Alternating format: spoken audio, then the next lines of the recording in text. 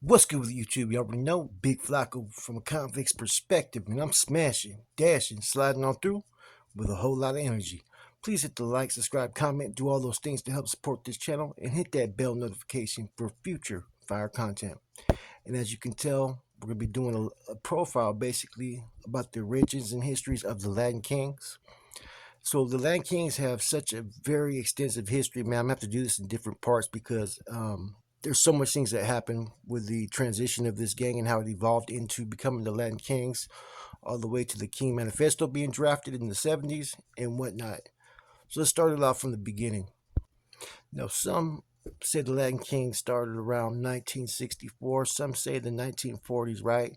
But the beginning of their history basically goes back to around 1954, while some people may have been around the 40s. 54 is when it started to establish itself on the west side, right? In a neighborhood off the intersection of Laughlin and Van Buren. There was a young Cuban youth that was raised in Puerto Rico. His name was Ramon Santos. He basically put together a club of three boys, including himself, close to the age that included his stepbrother, Fast Eddie, who was Puerto Rican. The club was named the Imperials and was formed to defend against racial strife the boys faced against racist Italian, Irish, and Greek gangs in the area that had deep anti Puerto Rican sentiments. You see, the Hispanic community had a hard time, right? Because not only did these Irish and Italian and Greek gangs also try to bully the Hispanics, the or Latinos, you also had the blacks that were doing the same thing. So they were caught in the middle, you know, between fighting basically what you'd call in America at that time, a lot of those white gangs, Greek, Italians, and Irish, were kind of looked down upon by other whites. They were kind of looked at like as far as the inferior whites. So they felt that they were superior, though, still to the Latinos. Then the blacks were rejecting the Latinos because they did not look at them as the same as well. And this was during a time when there was like a lot of racial stuff going on in the country. Some of the gangs they went against were like the Egyptian Cobras, the Taylor Street Dukes, and the Amber Rose. With all these new enemies, the Imperials needed to form to protect the Hispanic community because no other group of Latinos was up for it, basically, man. The Imperials were not big on fighting other Hispanics. They mainly focused on black and white groups. Now, they started to expand into territories in other areas of Chicago. Now, the group had five members, which were like King Papo, and then three of the other four members were Eddie King Tiger Rodriguez, a Puerto Rican, and Fast Eddie, a Puerto Rican, and Joe Gunn, a Mexican youth. And like every gang, they start to expand and have more and more numbers.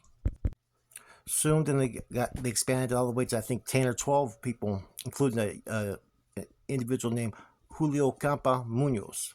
Now, the main symbol for the Imperials was a crown, which gave birth to the crown that the Latin kings use today.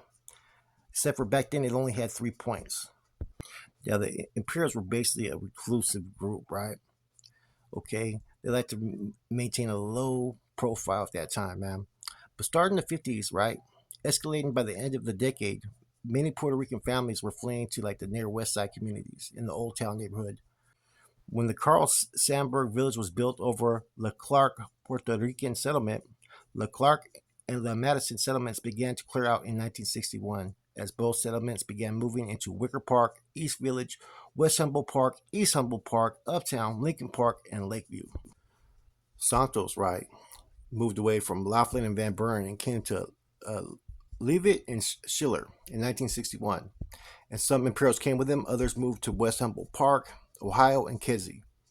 Ramon Santos, now known as King Papo, moved to Leavitt and Schiller, right next to the playground at Albert R. Sabin Elementary School, located on West Hurst Street. The Imperials were the first Hispanic gang in Wicker Park, or on the whole north side of Chicago history. Now, another thing that happened around this time was the manifestation of a Mexican youth gang called the Markings that were formed at the intersection of 24th and Marshall Boulevard. Markings, that's kind of interesting, right? In the Marshall Square section of South Lawndale in 1962. The name Markings comes from the street name of Marshall Boulevard, basically saying they are kings of Marshall Boulevard, or Marshall Boulevard Kings. The Markings soon grew to have about 15 to 30 members as they fought rivals such as the Gaylords.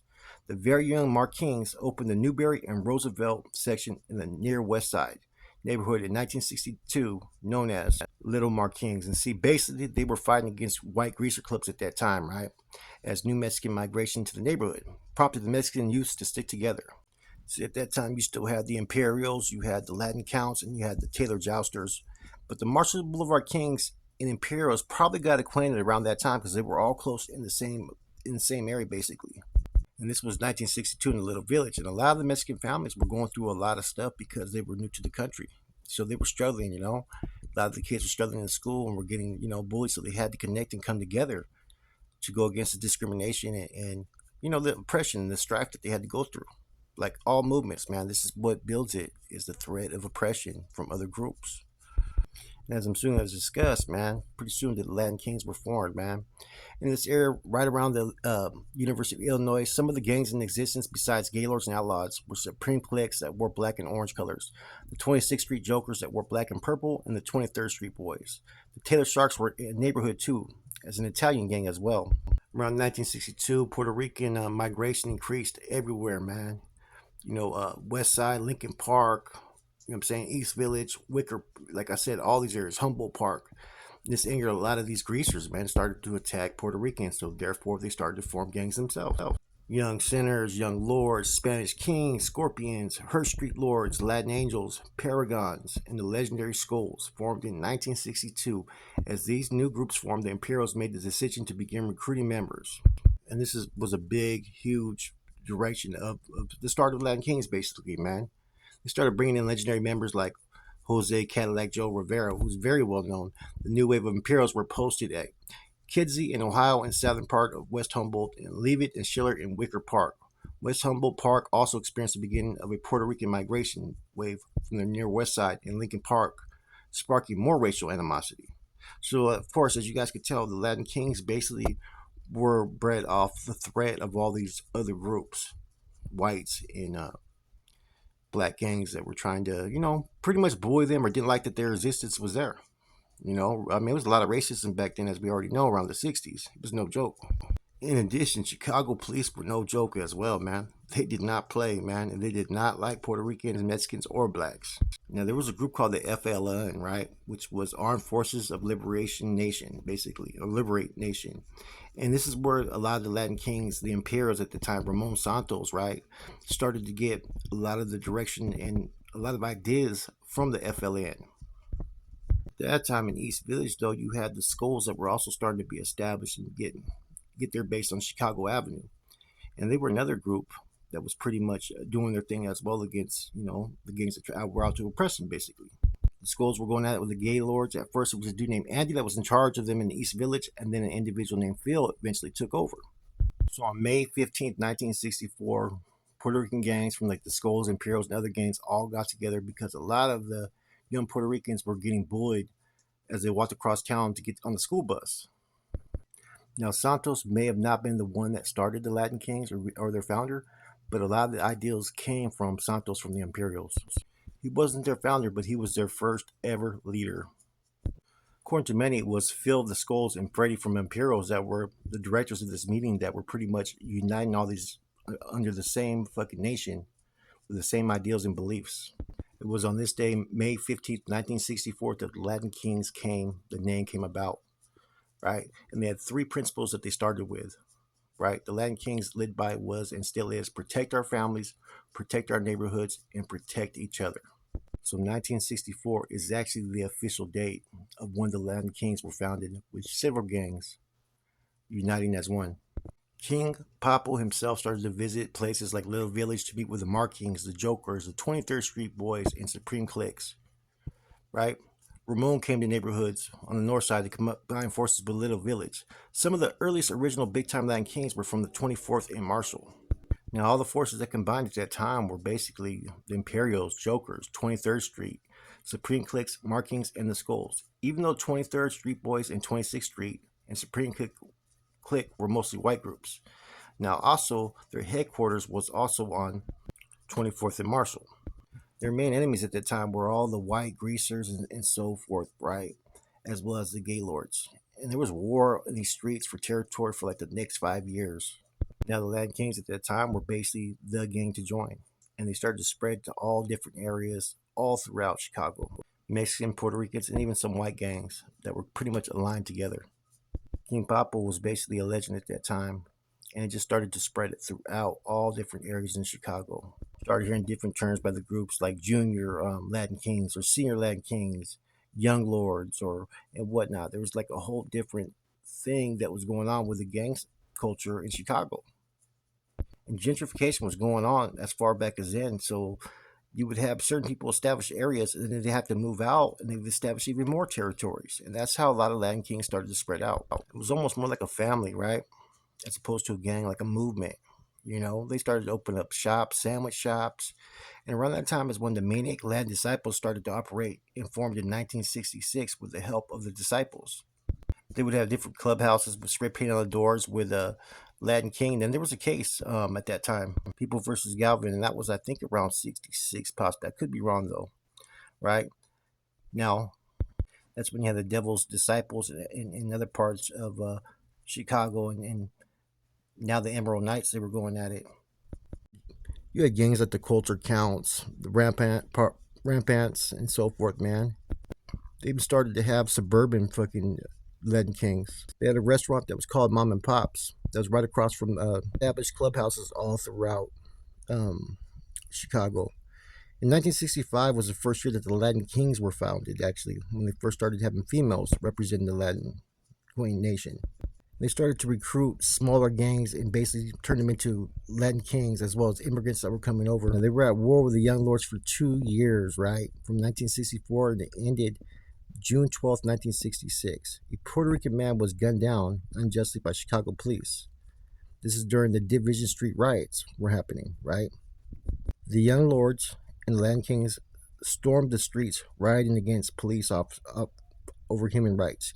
King Papo, Eddie LB, Bronco, and King Tiger, along with the Young Lords, drew an alliance on that day, and from there on became allies once again. And this was June 12th, 1966, and this is when the Latin Kings actually made national headlines, and recruitment started to go through the roof, and Latin Kings became like a household name. One of the first gangs the Latin Kings destroyed was a gang called the Scorpions. In 1966, right, the Latin Kings pretty much solidified their territory in northern western part of Humboldt Park, man, and they pretty much had chapters everywhere and branches everywhere. And as I mentioned earlier, they were still working with the FALN, Revolutionary Group. Around 1971 is when you started to have a lot more Latin Kings that were going to prison. You know, one of their high-ranking Northside members, Gustavo Hercules Cohen, caught a murder back in the day in 1971. Apparently, this is when they killed an individual named Ernesto Villagomez, who was a Latin King, right? The first time they killed one of their own for actually kicking it with a bishop, which was one of their known rivals. So that was the first time that the Latin King made it out some type of discipline where it was killing one of their own. So as you know, that's why other areas were pushing the Brown Berets and whatnot. It wasn't really an influence in Chicago where the Brown Berets. I think maybe because it was mainly looked at as a Puerto Rican city, and maybe they didn't feel like the Puerto Ricans were part of their plight. I don't know. But in any event, we're going to end this first part of the Latin Kings. There's a lot of history to them, man, and we're going to go into next one's going to be the importance of the Maywood Latin Kings, right? And then we're going to be talking about the 7 members who wrote up the Latin King Manifesto. Anyways, there's a lot of stuff going on with Latin Kings, man. I've been studying them for a while, and I've talked to actually Latin King members, and there's a lot of interesting information about how they formed, how they established branches, who was of influence to them. And the FALN was a big influence, as well as Santos, who was the founder of the Imperials, right? He wasn't the founder of the Latin Kings, but he was the founder of the Imperials, and a lot of his ideals were put into play with the Latin Kings. And like I said, Chicago is man, probably home to probably had just as many gangs and influence as like a place like LA does, you know, but even more so probably back in the 60s, man. Anyways, with that said, this is part 1. We'll get to part 2 pretty soon. Please soak it up, man. This is some good information, man. You know, you don't always get to come across history like this where you get some names, dates, and locations and key events that happen, man. With that said, it's your boy Flacco, Convict's Perspective. I'm gone.